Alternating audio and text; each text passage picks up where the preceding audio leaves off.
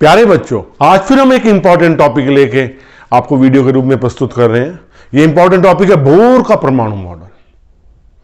जब रदरफोर्ड का परमाणु मॉडल फेलियर हो गया था, उसमें कमियां आ गई थी, तो बोर ने एक मॉडल दिया था, नील बोर ने। इसे रदरफोर्ड का मॉडिफाइड परमाणु मॉडल ही कहते हैं। तो इसने जो इसकी परिकल्पनाएं थी उसे सुनिए ध्यान से। पहले बोर के परमाणु मॉडल की परिकल्पनाएं। पहला पॉइंट, परमाणु में एक सूक्ष्म घनावेशित केंद्र होता है।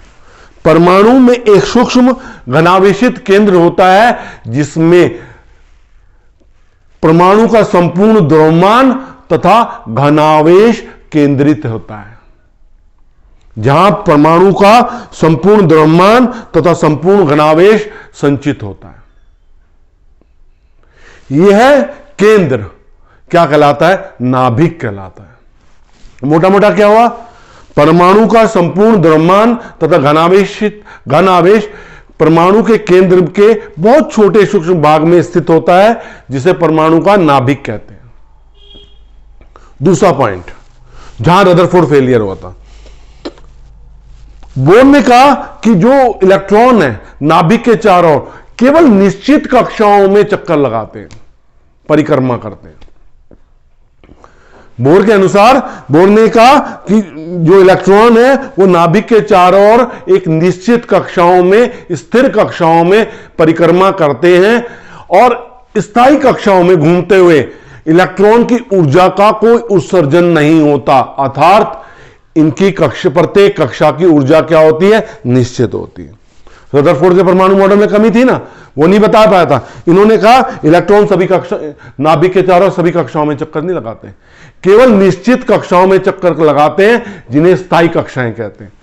इन स्थायी कक्षाओं में घूमते हुए इलेक्ट्रॉन किसी भी प्रकार का ऊर्जा का उत्सर्जन नहीं करता। इसका मतलब एक प्रत्येक कक्षा की ऊर्जा क्या होती है? नियत होती है। तीसरा और महत्वपूर्ण, उसने कहा इलेक्ट्रॉन केवल उन निश्चित कक्षाओं में घूमते हैं जिनका कोणीय संवेग h/2π का पूर्ण गुणज होता है। इलेक्ट्रॉन केवल उन निश्चित कक्षाओं में घूमते हैं जिनका कोणीय संवेग, एल को क्या कहते हैं? कोणीय संवेग। जिनका कोणीय संवेग क्या होता है? mvr। आपने 11th में ये फार्मूला ड्राइव किया होगा, जब कोई कक्षा में घूमते हैं तो उसका कोणीय संवेग mvr किसका मल्टीपल है? h/2π का पूर्ण गुणज है। जहां n क्या है? 1, 2, 3, मतलब मुख्य क्वांटम संख्या। इसे बोर क्वांटीकरण समीकरण भी कहते हैं। क्या कहते हैं इसे? बोर क्वांटीकरण समीकरण भी कहते हैं। तो ये मेन कंडीशन है कि इलेक्ट्रॉन उन्हीं कक्षाओं में घूम रहा है, स्थायी कक्षाओं में, जिनका कोणीय संवेग h/2π का क्या है? पूर्ण गुणज है। और चौथा और लास्ट पॉइंट, ऊर्जा हम जानते हैं किसके रूप में उत्सर्जित होती है? फोटोन के रूप में उत्सर्जित होती है। कब उत्सर्जित होती है? जब एक इलेक्ट्रॉन उच्च ऊर्जा से निम्न ऊर्जा स्तर में आता है। मतलब जब कोई इलेक्ट्रॉन उच्च ऊर्जा स्तर से निम्न ऊर्जा स्तर में आता है, तब इलेक्ट्रॉन फोटोन के रूप में ऊर्जा उत्सर्जित करता है। दूसरी चीज, अब तो ये तो उच्च ऊर्जा स्तर से निम्न ऊर्जा स्तर में आना। क्या इलेक्ट्रॉन निम्न ऊर्जा स्तर से उच्च ऊर्जा स्तर में जा सकता है? जा सकता है। उसको बाह्य स्रोत से ऊर्जा मिले और एक निश्चित ऊर्जा मिले, एक निश्चित, उस निश्चित ऊर्जा से वो एक निश्चित कक्षा में से अपनी ऊंची निश्चित कक्षा में चला जाता है। इसको क्या कहते हैं? उत्तेजित अवस्था। क्या कहते हैं? उत्तेजित अवस्था। लेकिन इलेक्ट्रॉन उत्तेजित अवस्था में केवल 10⁻⁻8 सेकंड तक रह सकता है। कितना रह सकता है? केवल 10⁻⁻8 सेकंड तक रह सकता है। उसके बाद फिर अपनी नीची कक्षा में लौटता है और जो लौटते समय अपनी ऊर्जा विद्युत चुंबकीय तरंगों के रूप में उत्सर्जित करता है। दिखाते हैं। हमारे पास एक नाभिक है, इसमें इलेक्ट्रॉन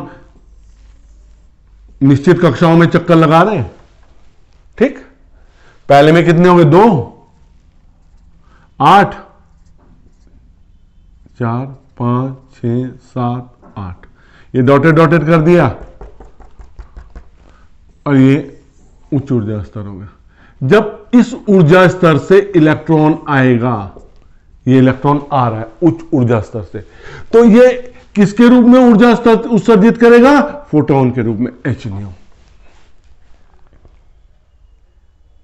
ये किसके रूप में ऊर्जा उत्सर्जित करेगा?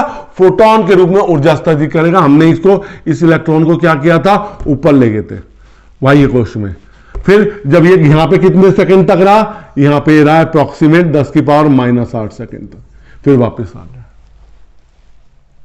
माना ऊंची ऊर्जा की इलेक्ट्रॉन ऊर्जा, माने ऊंची कक्षा में इलेक्ट्रॉन ऊर्जा कितनी है? E2 है, और निम्न ऊर्जा स्तर में E1 है। तो इसका अंतर हमें क्या दे रहा है? ऊर्जा, जो आपको दिखाई। इस ऊर्जा स्तर में ऊर्जा कितनी है? E2। इस ऊर्जा स्तर में जब आया तो इसकी ऊर्जा कितनी है? E1। तो इन दोनों का अंतर किसके रूप में गया? फोटोन के रूप में गया, ऊर्जा के रूप में गया। तो Hν is equal to E2 minus E1। ये बोर की परिकल्पना है। इस पे इसके साथ एक डेरिवेशन आ जाता है कि Nv कक्षा में इलेक्ट्रॉन की त्रिज्या तथा वेग के लिए सूत्र की स्थापना कीजिए। मैं ध्यान से सुनिए, Nv कक्षा में इलेक्ट्रॉन की त्रिज्या तथा वेग के लिए सूत्र की स्थापना करिए। यह किसके लिए होता है? हाइड्रोजन सदृश परमाणु के लिए। हाइड्रोजन सदृश परमाणु के लिए यह डेरिवेशन है। मतलब हाइड्रोजन के बाह्य कोश में कितने इलेक्ट्रॉन होते हैं? एक। जिसके बाह्य कोश में हम एक इलेक्ट्रॉन कर देते हैं किसी भी तरीके से, हाइड्रोजन सदृश परमाणु में जाता है। और ये क्या होते हैं? इसके लिए हम डेरिवेशन करने जा रहे हैं। इंपॉर्टेंट डेरिवेशन है बच्चों, इस चीज को बहुत ध्यान देना।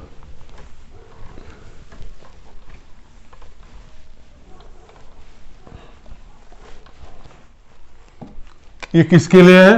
हाइड्रोजन सदृश परमाणु के लिए।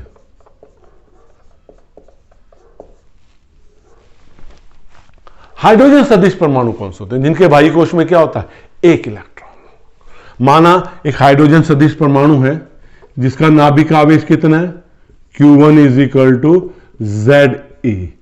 इसके चारों तरफ R त्रिज्या की कक्षा में, किसमें? R त्रिज्या की कक्षा में एक इलेक्ट्रॉन क्या कर रहा है? चक्कर लगा रहा है। इस इलेक्ट्रॉन का द्रव्यमान कितना है? M। कितने वेग से? V वेग से। इस पे आवेश कितना है? Q2 is equal to -E। Electron का द्रव्यमान M है, V वेग से चक्कर लगा रहा है, R उसकी त्रिज्या है, नाभिक पे आवेश Q1 is equal to Z ही है, और इलेक्ट्रॉन पे आवेश Q2 is equal to -E है। अब जो भी कोई वस्तु, हम तो वस्तु की बात करेंगे, किसमें घूमती है? वृत्ताकार पथ पे घूमती है, तो उसको घूमने के लिए आवश्यक अभिकेंद्र बल चाहिए। अब इलेक्ट्रॉन भी तो परिक्रमा कर रहा है, वृत्ताकार पथ पे घूम रहा है, तो इलेक्ट्रॉन को परिक्रमा करने के लिए, नाभिक के चारों ओर परिक्रमा करने के लिए एक बल चाहिए। वो बल क्या होता है? अभिकेंद्र बल। ये अभिकेंद्र बल कहां से मिलता है? नाभिक और इलेक्ट्रॉनों के बीच आकर्षण बल से। यह अभिकेंद्र बल कहां से मिल रहा है? नाभिक और इलेक्ट्रॉन के बीच आकर्षण बल पे, क्योंकि इस पे धनावेश है, इस पे ऋणावेश है। कौन सा बल होगा? आकर्षण बल, कूलाम के नियम से। किसके? कूलाम के नियम से। तो मैं अभिकेंद्र बल किससे मिल रहा है? यहां पे अभिकेंद्र बल किससे मिल रहा है? कूलाम बल से। अभिकेंद्र बल क्या हुआ हमारे पास? mv²/r।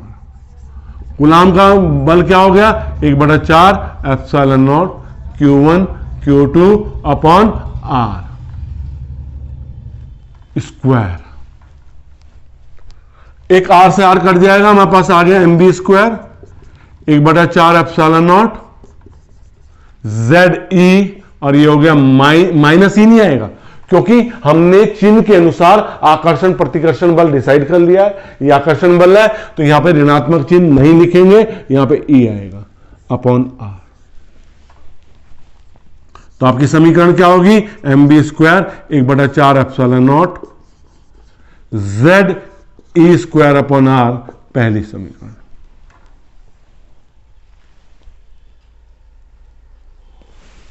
बोर के कोणीय संवेग के सिद्धांत से, बोर के कोणीय संवेग के सिद्धांत से क्या था कोणीय संवेग? mvr।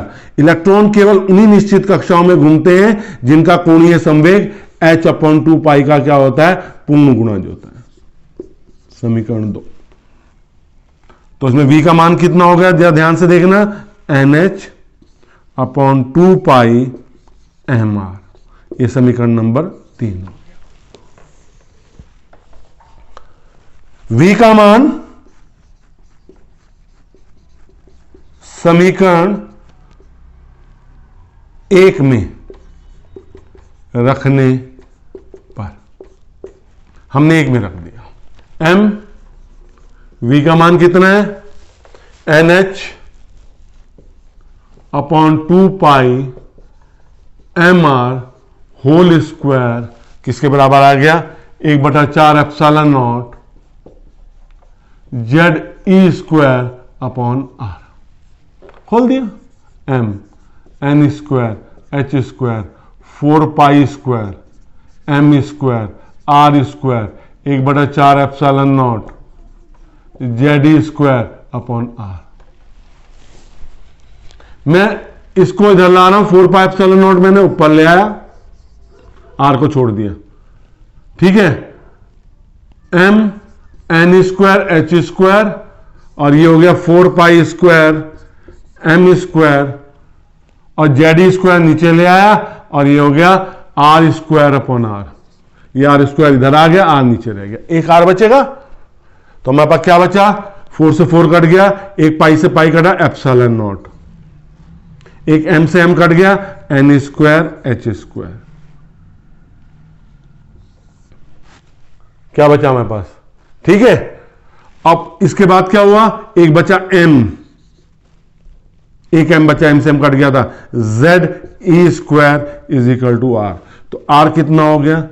n² h² ε0 पाई m, सॉरी पाई, एक पाई भी बचा है यहां पे, पाई, एक पाई से पाई कटा, पाई m ZE²।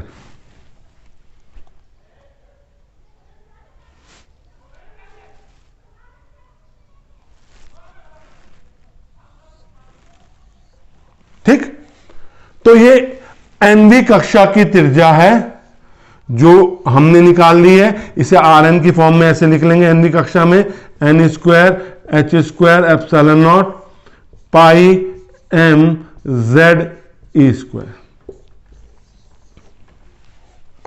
R का मान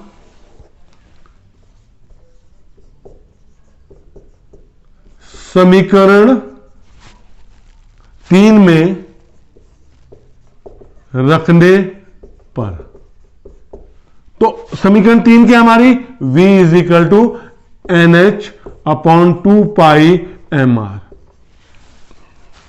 ठीक, nh/2πmr। अब v का मान, r का मान रखेंगे यहां पे nh/2πm n² h² ε0 पाई m ZE²। साहब एक से m काट दिया, पाई से पाई काट दिया, m से m कट गया, पाई से पाई कट गया, यहीं कट गया, ZE² ऊपर चला गया, n h ZE² upon 2 n² h² ε0।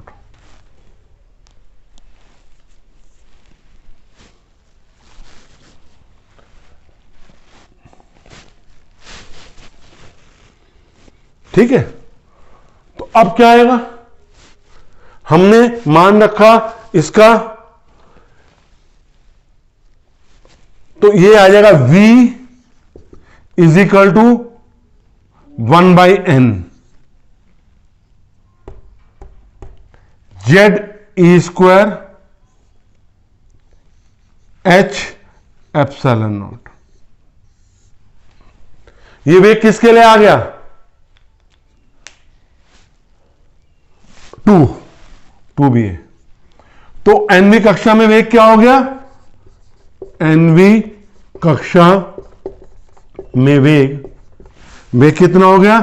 Vn is equal to 1/n ZE² 2h epsilon naught. तो ये nवीं कक्षा में वेग के लिए सूत्र हो गया और ये nवीं कक्षा में त्रिज्या के लिए सूत्र हो गया। बच्चों ये इंपॉर्टेंट डेरिवेशन है, इसमें न्यूमेरिकल भी आता है, हम न्यूमेरिकल भी करेंगे इस पे। जो बच्चा पहली बार वीडियो देख रहा है, बच्चों देखो मैंने पूरा का पूरा पाठ्यक्रम इकाई 1 से इकाई 9 तक वीडियो के रूप में उपलब्ध करा रखा है। आप मेरी प्लेलिस्ट में जाइए, आपको पूरी की पूरी वीडियो उपलब्ध रहेंगे, पूरा सामग्री। अब इंपॉर्टेंट क्वेश्चन की ये वीडियो में डाल रहा हूं, ये थोड़ी डिटेल में डालने लग रहा हूं। ये आप IIT JEE नीट की भी तैयारी में भी यूज कर सकते हैं, क्योंकि बहुत डिटेल में है। तो इस तरह अगर मेरा पढ़ाना आपको पसंद आ रहा है तो मेरे वीडियो को लाइक कीजिए ना, शेयर भी कीजिए अपने साथियों के साथ, और सब्सक्राइब नहीं किया है तो मेरे चैनल को सब्सक्राइब जरूर कीजिए। बहुत बहुत धन्यवाद।